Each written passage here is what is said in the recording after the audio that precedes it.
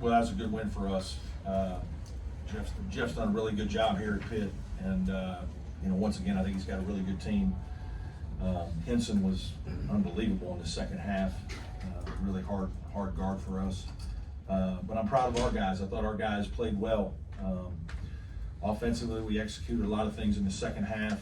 I thought defensively, we did some good things in the first half and forced them into some tougher shots, but they had some tough shot makers, and that's something that they can do. So, again, proud of the way our team competed.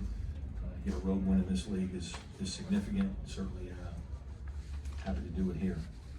Questions for us? What was the plan to handle Pitt's guards in this game? No, just we know they run a heavy ball screen offense. Carrington is an elite player in terms of not only scoring but passing.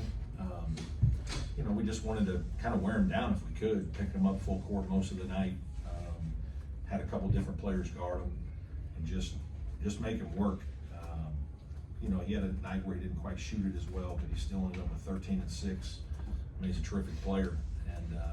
But I thought our guys did about as good as you can do, just trying to hound him as much as you can and force him into some tough shots. Joe, you played this team a lot in your collegiate career, and they've got the best of you more often than not. How good did this one feel for you? It feels great.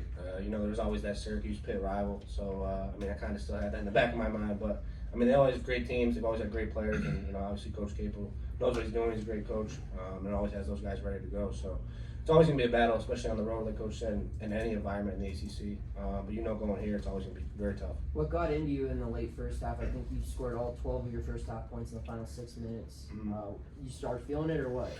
It's just about picking my spots. Trying to let the game come to me. I know we got a lot of other great players on our team that can kind of go get their own shots and create for others as well. So I kind of just wait to pick my spot. Whatever the team needs at the time, I try and provide some energy. And a lot of times, with me personally, it's about making shots, open shots. But these guys give me open and give me to good spots.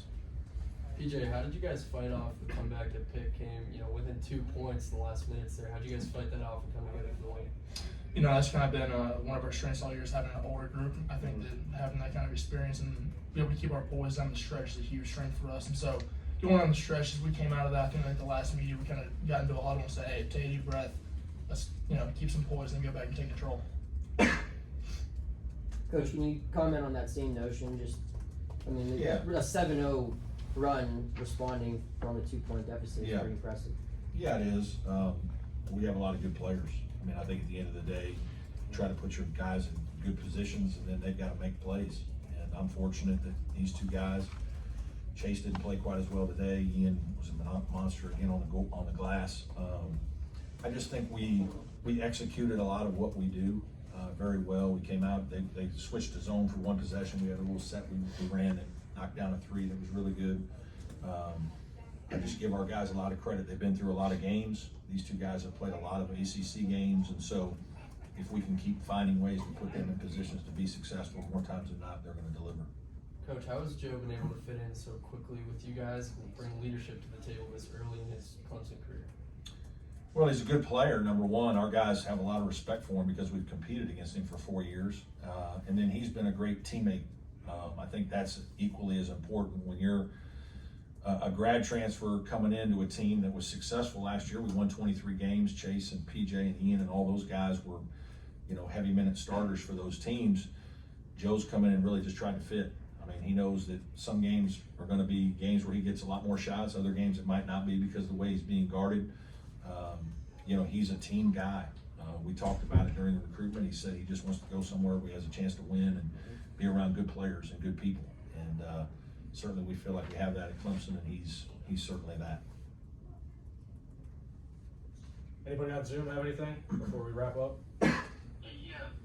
Brad, this is Larry Williams. I think you said earlier this week or last week, I guess, that this is the most unselfish team you've ever had. How critical is that in an environment like this where that really sort of can come forth and be a catalyst? Yeah, it's a lot like last year's team was really good that way too. I think we have skilled players who are very willing to share the ball. And so when they are trapped or, when they see a guy that's open or has an advantage, they're going to you know, they're very willing passers, and they have the skill most of the time to get the ball where it needs to go. And obviously, we run an offense most of the time where the ball is moving, and we believe in sharing it and moving our players a little bit. But obviously, it all boils down to how much guys want to share the ball. There are times guys do, and other times they don't. But I think this group consistently has proven that they're looking for, the great shot, not just a good shot. That we don't want to settle.